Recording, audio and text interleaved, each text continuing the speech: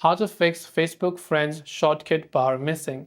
Hey everyone, welcome to the channel. In this video, I'm going to guide you on how you can fix if the shortcut bar is missing on Facebook. So without any further ado and delay, let us get started with today's video. Now, if the Facebook Friends shortcut bar is missing, normally a Friends shortcut bar on Facebook means something that looks like this. So let me just come back here. And this is the Friends tab. And if this is missing from here, normally this is actually automated. So if you keep on using frequently, then that will appear. If you play Facebook games more, then games will appear here. If you watch Facebook Marketplace more, then Marketplace will appear over here.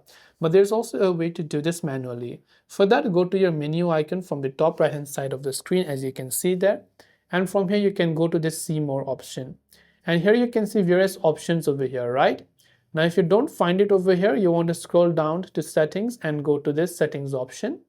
And when you come to settings and privacy, you can find various options. You can see this option called tab bar that has this pinned icon. So tap this tab bar, then tap on customize the bar.